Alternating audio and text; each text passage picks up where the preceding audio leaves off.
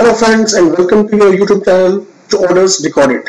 और आज हम बात करेंगे फैमिली पेंशन की, specifically in case when a government servant dies in service. At that moment actually family even doesn't know what are their entitlements. उनको क्या क्या मिल सकता है गवर्नमेंट की तरफ से, उन्हें मालूम ही नहीं होता। But before we start the actual video, let me ask you a few questions। क्या आपको पता है कि अगर कोई गवर्नमेंट सर्वेंट रिटायरमेंट के बाद शादी करता है तो क्या उसकी स्पाउस जो है वो फैमिली पेंशन के एलिजिबल है या नहीं, या अगर कोई बच्चा गवर्नमेंट सर्वेंट के घर होता है या अडॉप्ट करता है वो, तो क्या वो फैमिली पेंशन के लिए एलिजिबल है। और अगर दोनों गवर्नमेंट पेरेंट्स जो है वो गवर्नमेंट सर्वेंट थे और अगर उन दोनों की डेथ हो जाती है तो क्या फैमिली में के अंदर जो बच्चे हैं उनको क्या दोनों फैमिली पेंशन्स मिलेंगी। और फाइनली अगर कोई गवर्नमेंट एम्प्लॉय मिसिंग हो जाता है, उसका आता पता नहीं चल रहा है, तो क्या फैमिली को कुछ मिल सकता है क्या। इन्हीं सभी सवालों के जवाब जानेंगे इस वीडियो के अंदर। तो सबसे पहले देखते हैं कि what are the entitlement of a family of a deceased government servant. एक सबसे पहले एंटाइटलमेंट जो है वो है फैमिली पेंशन की, जो रूल 54 के अंदर लिखा हुआ है। देन डेथ कम रिटायरमेंट ग्रेच्युटी की, अभी दोनों के ऊपर डिटेल के अंदर बात करेंगे। थर्ड है CGE-GIS।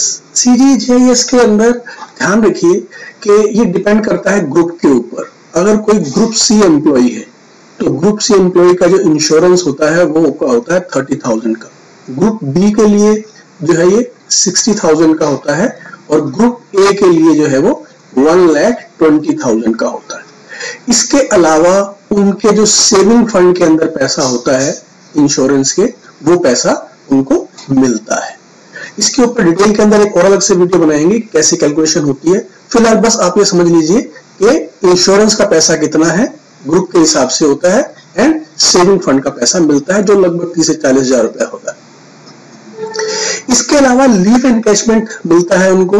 लीव एनकैशमेंट के अंदर ध्यान रखिए कि 300 डेज का लीव एनकैशमेंट मिलता है, जिसके अंदर आप EL और HPL का एनकैशमेंट कर सकते हैं। पहले EL का मिलता है, अगर EL 300 डेज की नहीं है तो उतने दिनों की HPL ऐड कर देते हैं।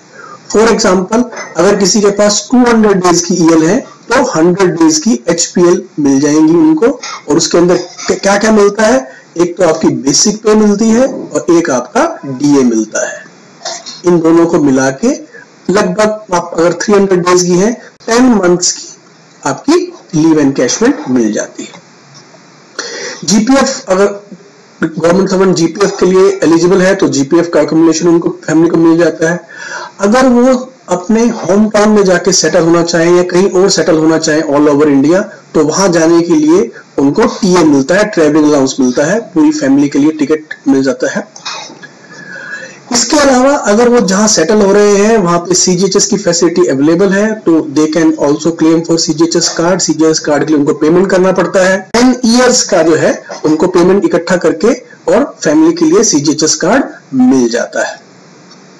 इसके अलावा एक और चीज है, वो ये है कि उनको फैमिली में से एक मेंबर को कंपनसेटरी ग्राउंड पे अपॉइंटमेंट मिल सकता है, लेकिन ये 100% केसेस में नहीं होता है। इट टोटली डिपेंड्स कितनी वैकेंसीज अवेलेबल हैं और उस पर्टिकुलर ईयर के अंदर कितनी डेथ्स हुई हैं, उसके हिसाब से जो ज्यादा नीडी होगा उसको मिल जाएगा। अब हम बात करते हैं फैमिली पेंशन की। तो फैमिली पेंशन, सबसे पहली बात है फैमिली एंटाइटलमेंट कब होती है फैमिली पेंशन के लिए। तो अगर कोई गवर्नमेंट सर्वेंट मेडिकली एग्जामिन करवा के अगर गवर्नमेंट सर्विस में आया है, जो कि आजकल कंपलसरी ही है, तो इमीडिएटली जो है फैमिली पेंशन के लिए एंटाइटल हो जाती है, विदाउट इसके कि सर्विस कितनी है। लेकिन अगर मेडिकल एग्जामिन नहीं हुआ है तो 1 ईयर के बाद, 1 साल के बाद जो है वो होती है। इसमें एक बात का ध्यान रखिए, अगर कोई किसी गवर्नमेंट सर्वेंट की डेथ होती है तो गवर्नमेंट सर्वेंट की डेथ होने में उसकी फैमिली को फर्स्ट जो 10 ईयर्स हैं उसके अंदर उनको मिलती है एनहेंस्ड फैमिली पेंशन, जो कि होती है 50% ऑफ इमोल्यूमेंट। एमोल्यूमेंट में क्या काउंट करते हैं? बेसिक पे, लास्ट बेसिक पे लास्ट जो होती है वो, और उसके बाद उनको नॉर्मल फैमिली पेंशन मिलती है जिसका रेट होता है 30% ऑफ लास्ट बेसिक पे। और अगर किसी रिटायर्ड पर्सन की डेथ होती है तो 7 इयर्स तक उनको एनहेंस फैमिली पेंशन मिलती है, या जब तक वो 67 इयर्स का होता तब तक।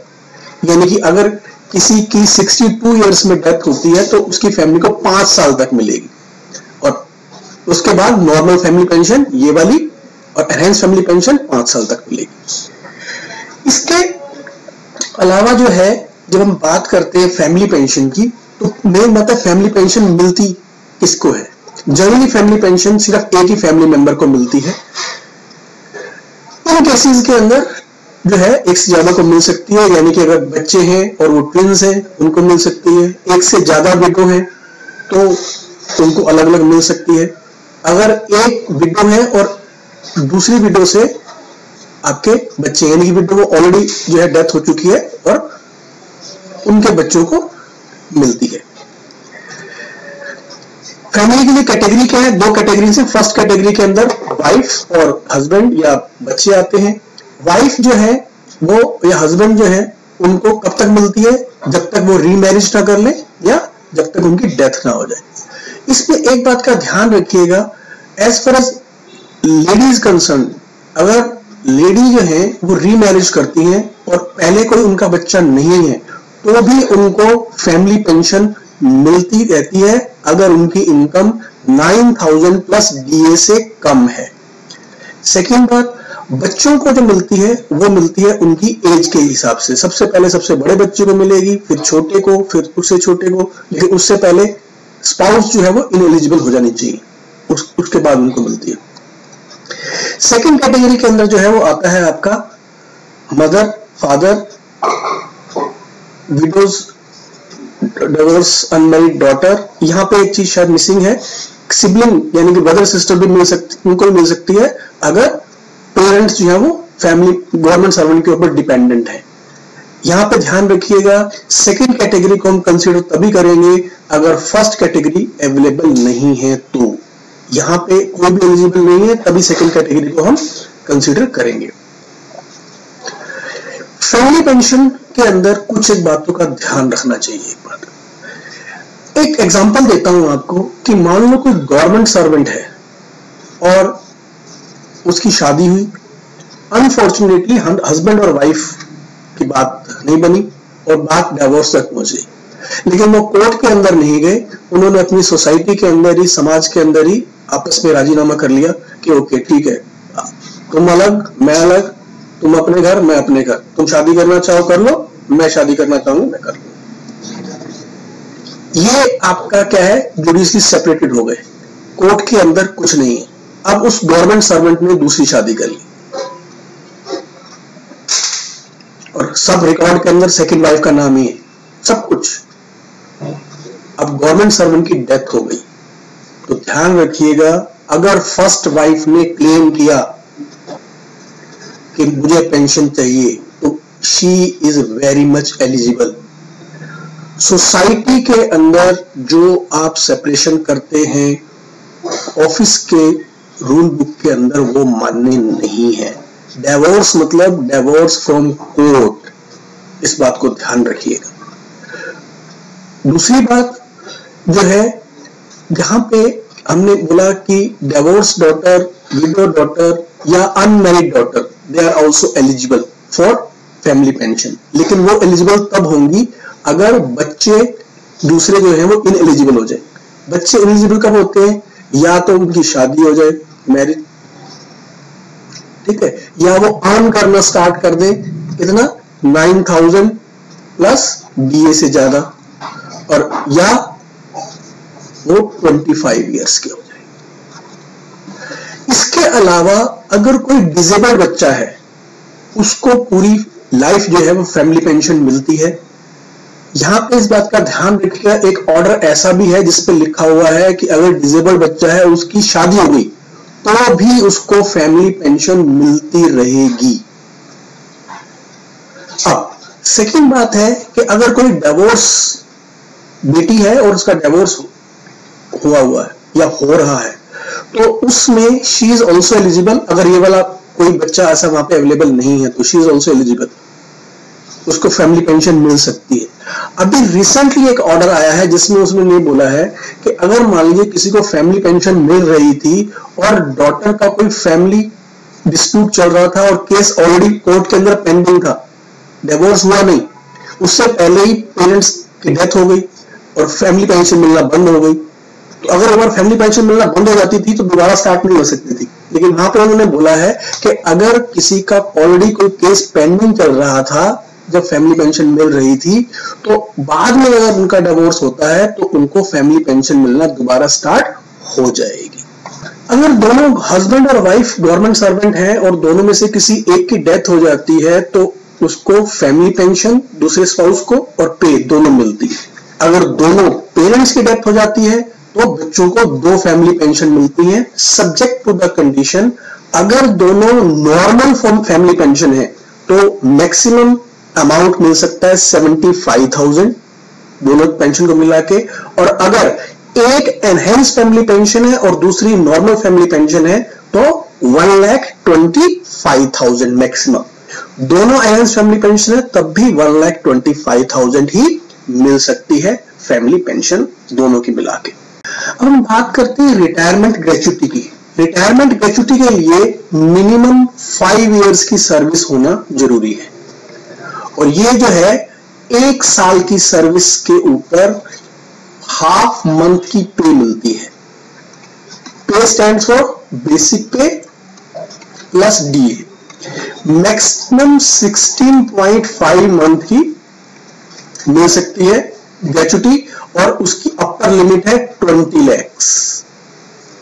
ये मैं आपको अभी इसलिए बता रहा हूं बिकॉज अगले स्लाइड के अंदर मैं डिस्कस करूंगा death gratuity.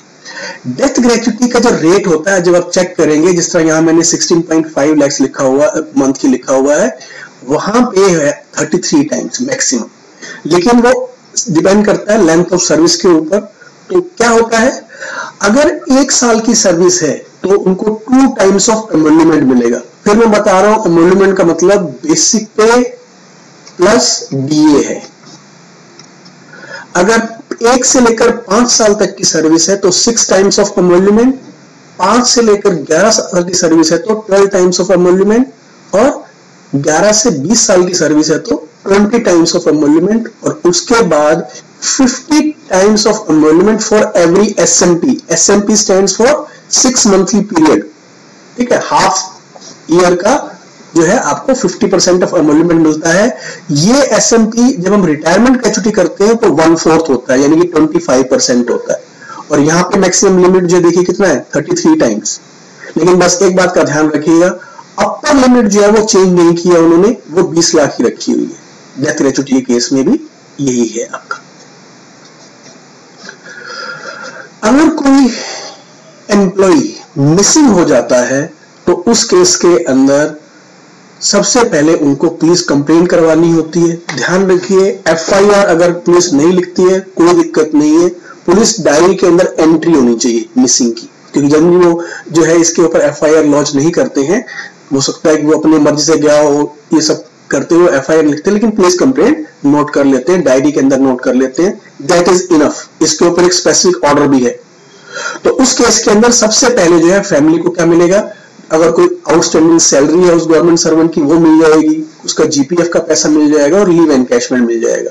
Subject to family को इंडेमनिटी बॉन्ड भरना पड़ता है कि अगर वापस आ गया तो हम ये सारा का सारा पैसा वहां पे एडजस्ट करेंगे बाद के क्लेम्स के अंदर। 3 मंथ के अंदर अंदर जो है उनको सबसे पहले रिटायरमेंट ग्रेच्युटी मिल जाती है, ठीक है। डेथ ग्रेच्युटी नहीं देते हैं अभी, डेथ ग्रेच्युटी का रेट मैंने बताया था हाई होता है, लेकिन पहले उनको रिटायरमेंट ग्रेच्युटी मिल जाती है। और अगर डेथ एस्टेब्लिश होती है या 7 years which ever is earlier, तो उस केस के अंदर उनको डेथ ग्रेच्युटी और रिटायरमेंट ग्रेच्युटी का डिफरेंस जो होता है वो मिल जाता है। इसके अलावा फैमिली पेंशन मिलनी स्टार्ट हो जाती है। फैमिली पेंशन में एनहेंस फैमिली पेंशन मिलेगी पहले 10 इयर्स के लिए, और उसके बाद नॉर्मल फैमिली पेंशन मिलेगी। ये सब आपका with in 6 months of complaint, आपके जो कंप्लेंट करते हैं उसके अंदर उनको मिल जाता है। तो इन सब क्वेश्चंस का हमने यहाँ पे जो है रिप्लाई दिया आपको कि क्या आपकी जो है, इसके अंदर एक क्वेश्चन हम भूल गए, ये क्या है आपका कि अगर वो शादी करता है रिटायरमेंट के बाद तो क्या उसकी स्पाउस को फैमिली पेंशन मिलती है? बिल्कुल मिलती है। अगर कोई बच्चा पैदा होता है या अडॉप्ट करते हैं रिटायरमेंट के बाद, क्या वो फैमिली पेंशन के एलिजिबल है? बिल्कुल एलिजिबल है। बस एक बात का ध्यान रखिएगा, अगर सपोज करिए उस पेंशनर की डेथ होती है और डेथ के बाद बच्चा अगर पैदा होता है तो वो जो आपका नॉर्मल डिलीवरी का टाइम होता है, अगर उसके अंदर पैदा हो रहा है तो उसको मिल जाएगा। हाँ, अगर उनकी स्पाउस अडॉप्ट करती है कोई बच्चा तो डेथ के बाद वो एलिजिबल नहीं है। इसका जवाब मैंने आपको ऑलरेडी दे दिया कि अगर दोनों गवर्नमेंट सर्वेंट हैं पेरेंट्स तो बच्चों को दोनों मिलती है subject to the maximum limit.